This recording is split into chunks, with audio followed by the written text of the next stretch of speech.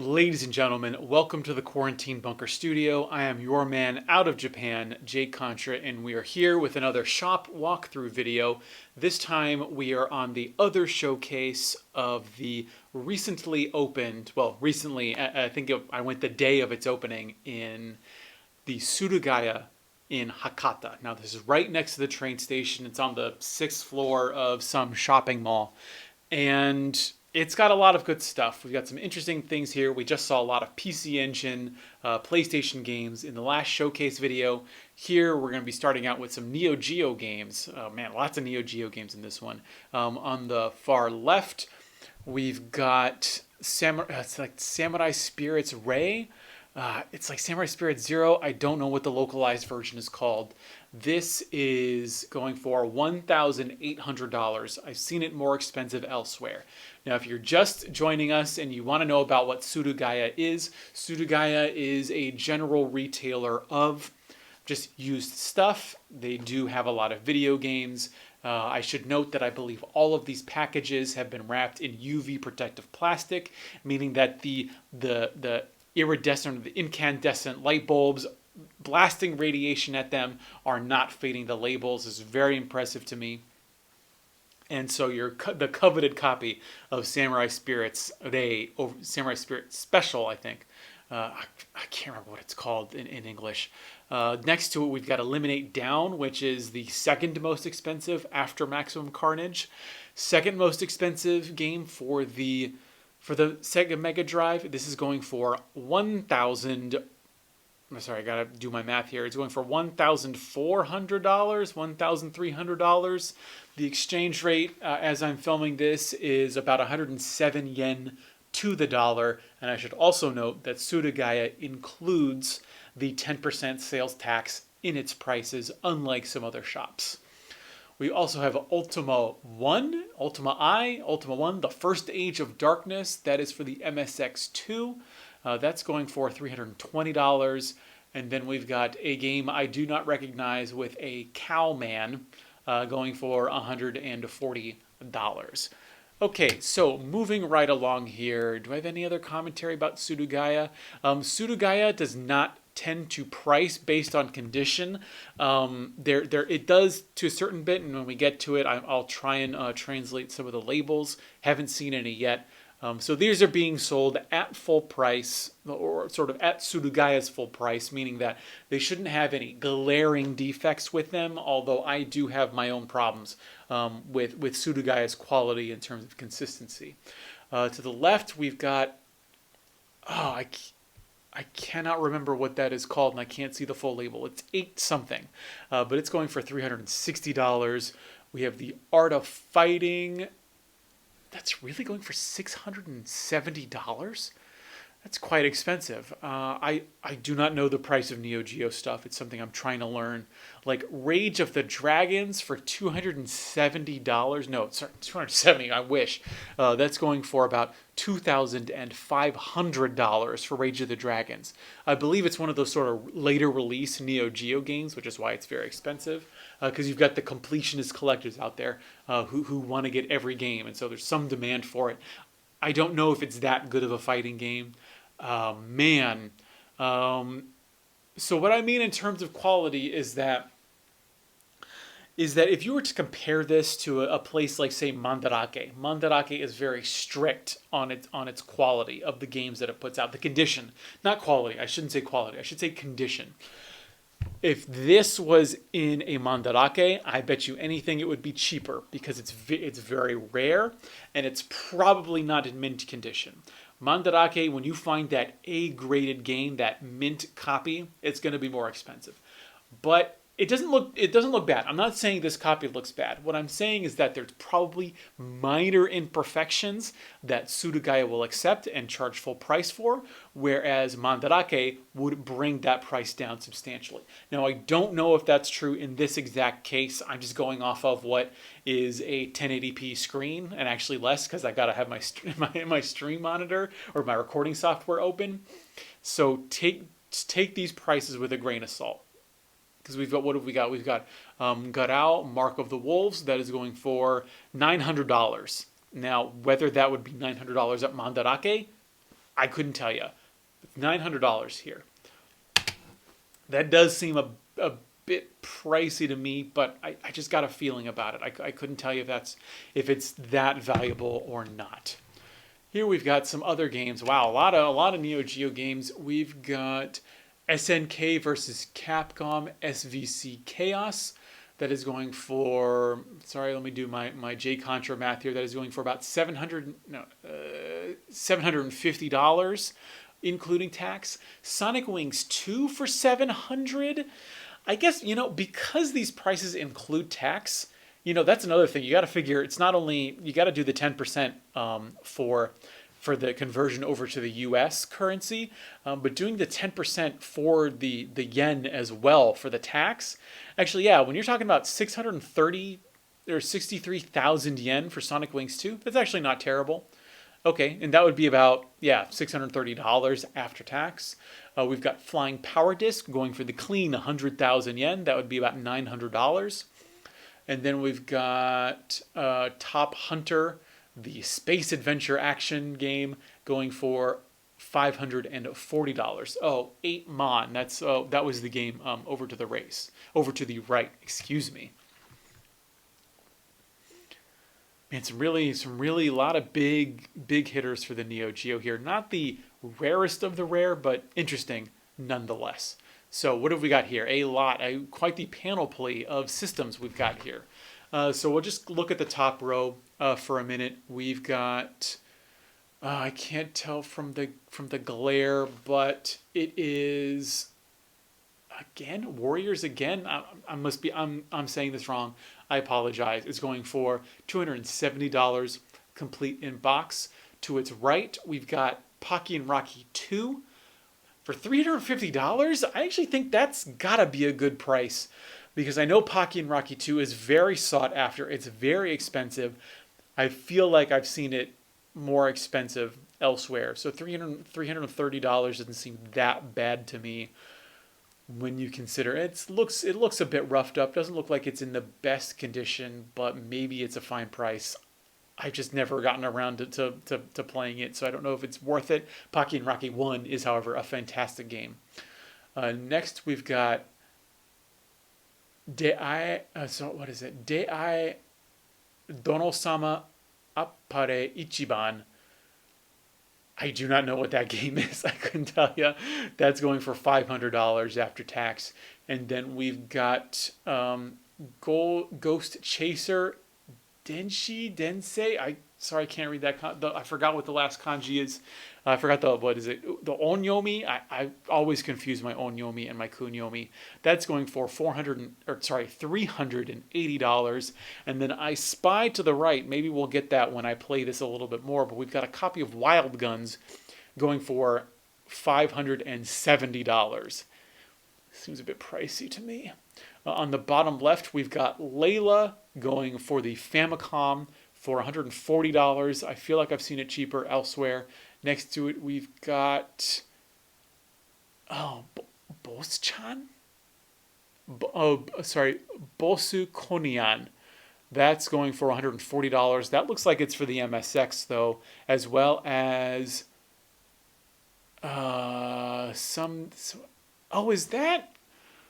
is that Ghosts and Goblins? It's like Makai. I can't read it. It's like Ma something Densetsu. It looks like it might be Ghosts and Goblins just from the label, but I can't say for sure. It's going for $140. Then we've got, what is that? Deji Communication 2. That's a very rare Game Boy Advance game going for $140. Next to it, we've got F-Zero Climax going for $140. Is the F-Zero game for the Game Boy Advance really that expensive? Man, I haven't played actually any of these games that are here. Although to the right, we can see a copy of, I want to see how much this is. We've got, is this Aria of Sorrow? Yeah, Castlevania. Aria of Sorrow, $150 for Aria of Sorrow is not terrible. I've seen it go for $200 plus, especially if it's in really good condition. I was even thinking about buying it at $120. So $150 yeah, it's more expensive than what you'd find at Trader, and actually the copy that I found was really roughed up. So this is actually not a terrible deal, but man, Castlevania games got really expensive.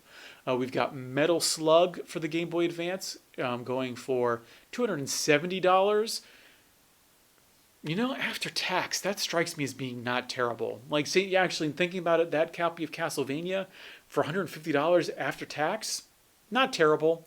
Then we've got V Rally 3, which is obviously a rally game for the Game Boy Advance. I don't know why people want it, but someone out there might be willing to pay $190 for it. I don't know why, but look, hey, if you want it, you want it. Then we've got, yeah, one of those few, the Nintendo DS, some of the games for it are starting to get expensive.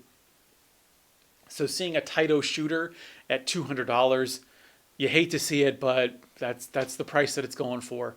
We've got Biometal, which is another shooter.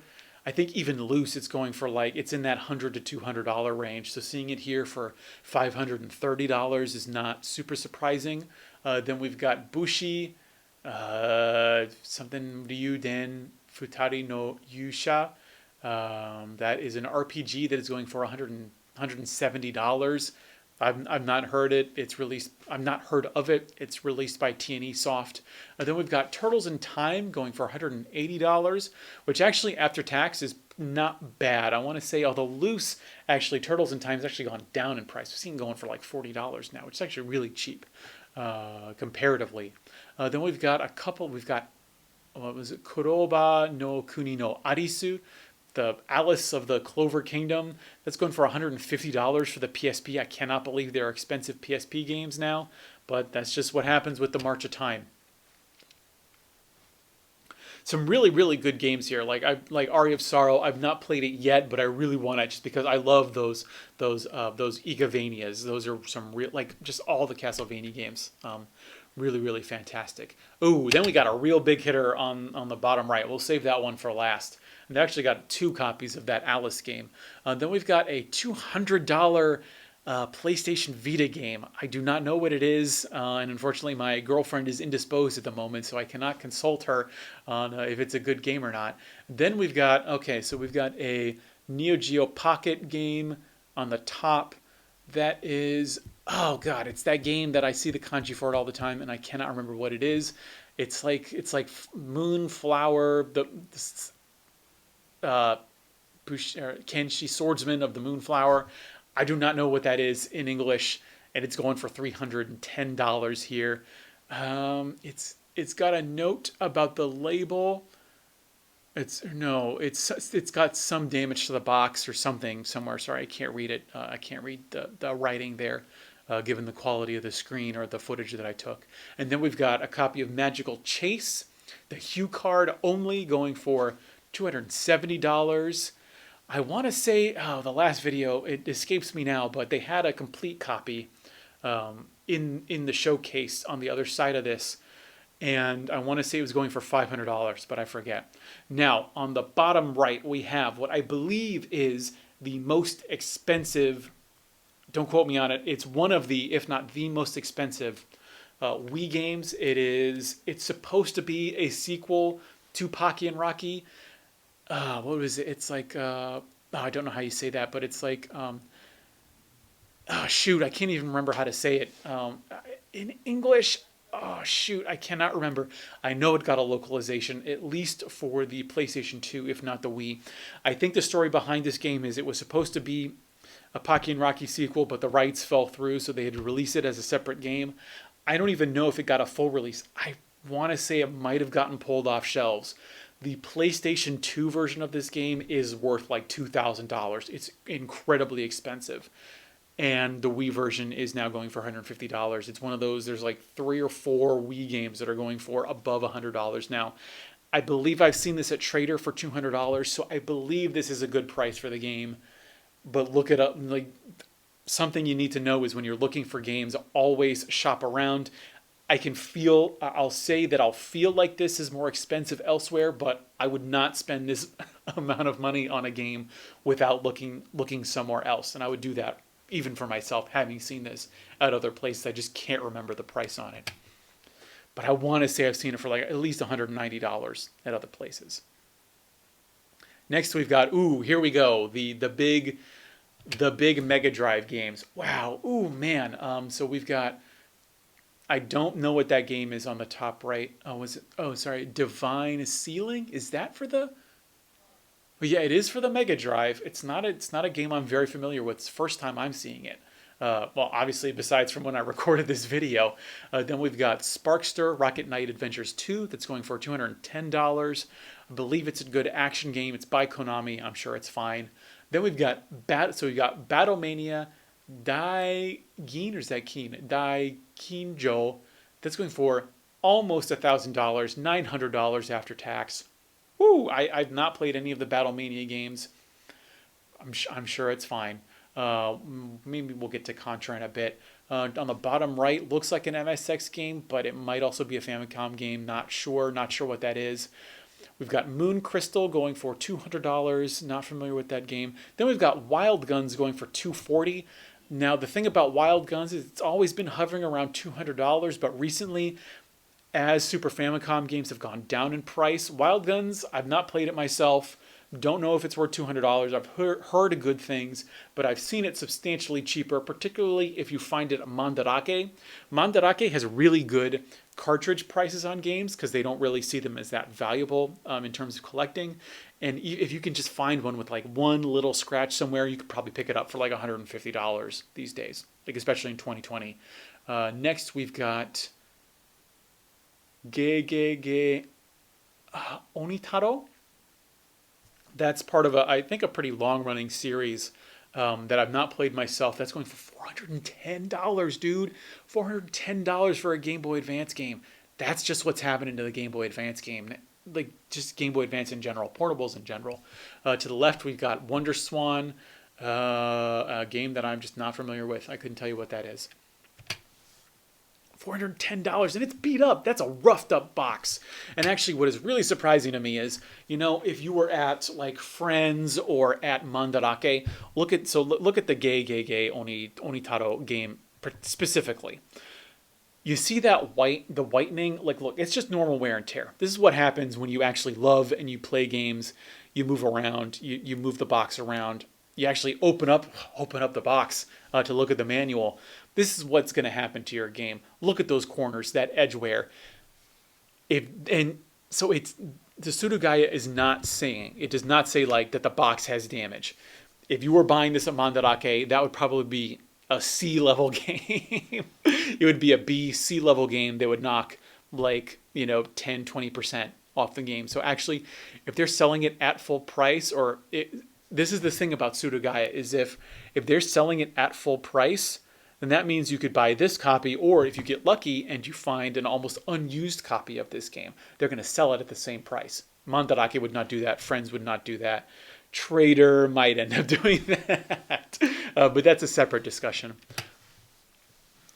So moving along here, but if you don't care, if you really want Gay Onitaro for the Game Boy Advance, then maybe that price doesn't matter to you. I'm just saying if you want it cheaper elsewhere, you could probably find it because of its condition. Next up, okay, we got some big games up top, but let's save those for last for this particular frame. Then we've got, what is that? A Batman game by Sunsoft. If that's the one I'm thinking of, like loose, it's like a $20 game, but maybe complete, it's worth the $300 that they're selling it for. Then we've got a Game Gear game. Is that an Aleste? Yeah, it's Game Gear Aleste, GG Aleste. That's going for $600. Wow. Maybe it's worth that. I'm not sure. It looks like it's in fine condition, but man. Next up, we've got on the left for the Famicom, we've got Doropie.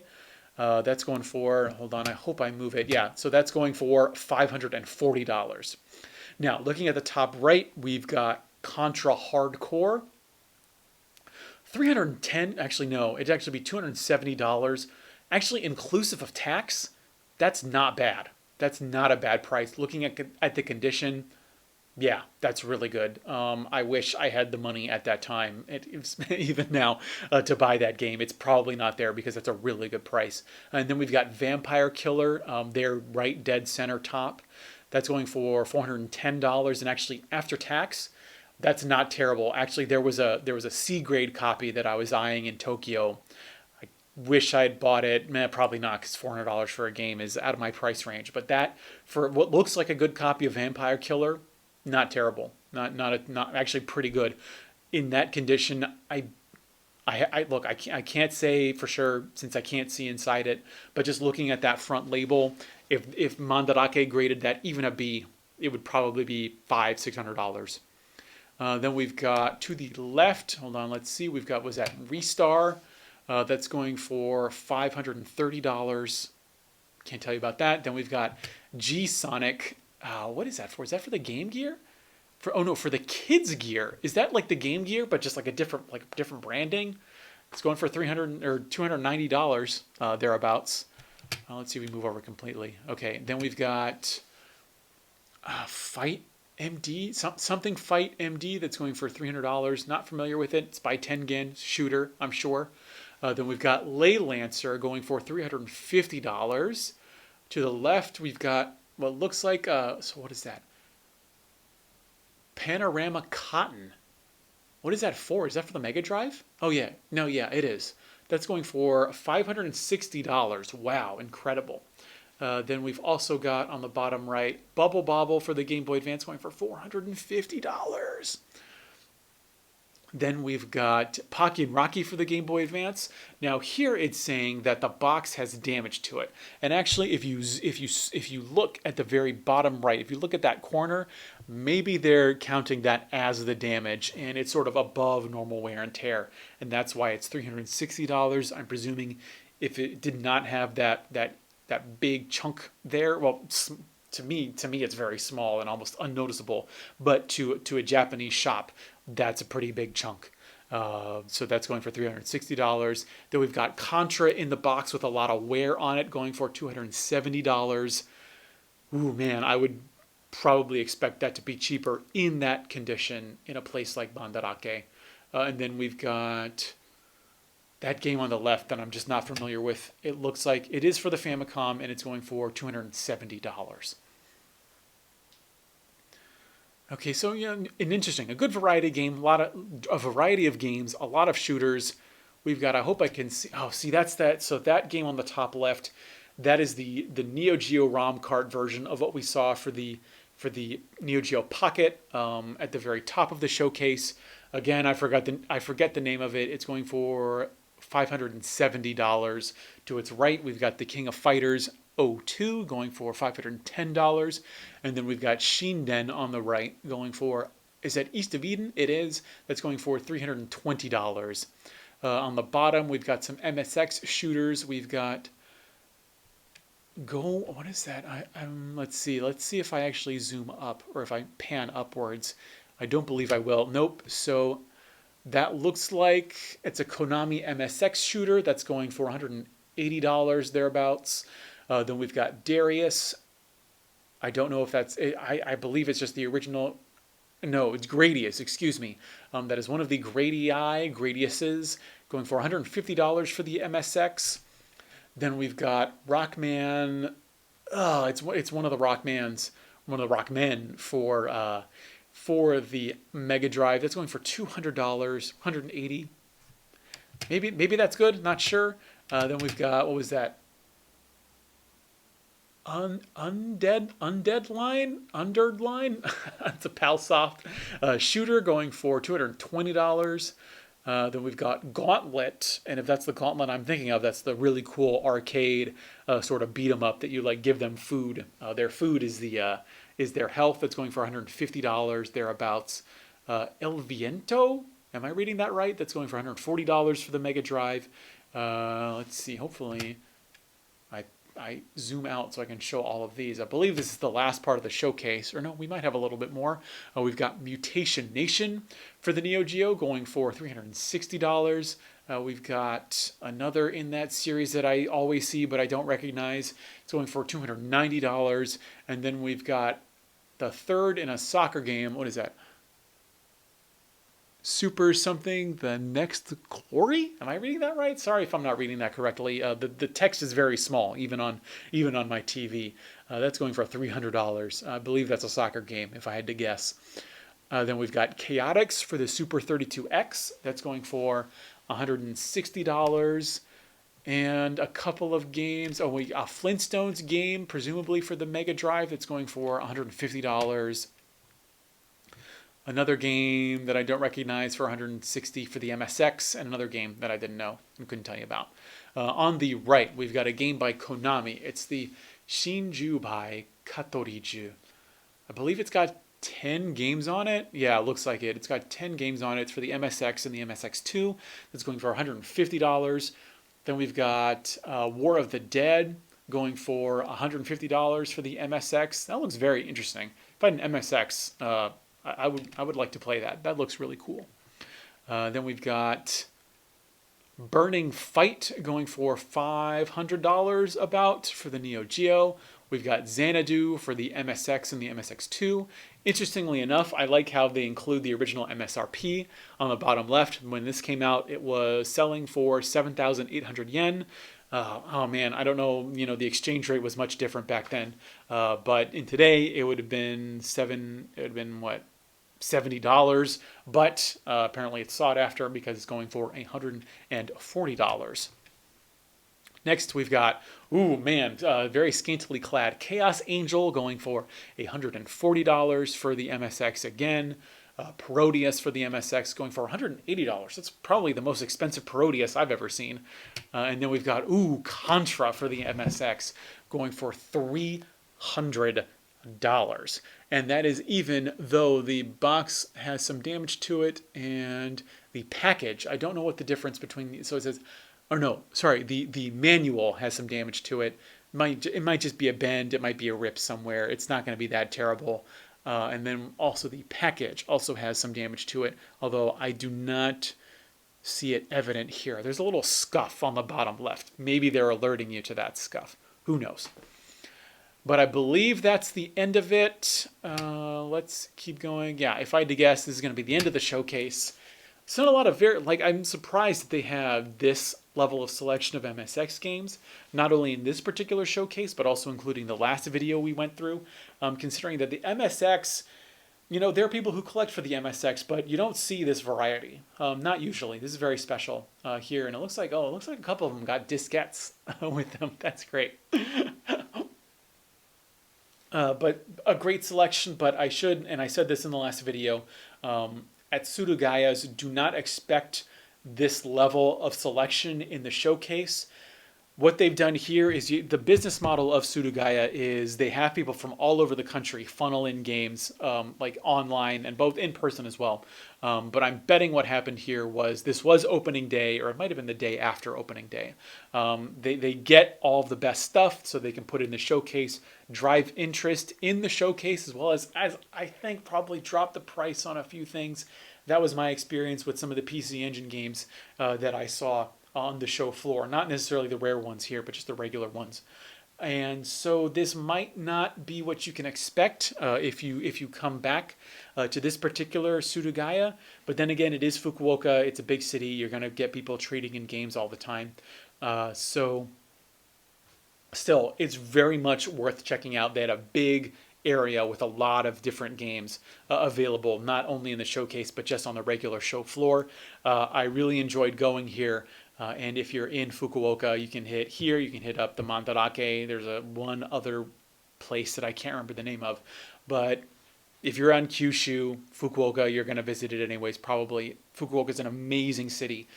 So I'd really enjoy the restaurants and enjoy just the life there. But also make sure to check out the Surugaya in Hakata. I'm going to end it here before I can continue rambling. I have been your man out of Japan, Jay Contra. We have just been through the Surugaya in Hakata in Fukuoka. Hope you enjoyed the video. Thanks for watching. See you next time, and mahalo.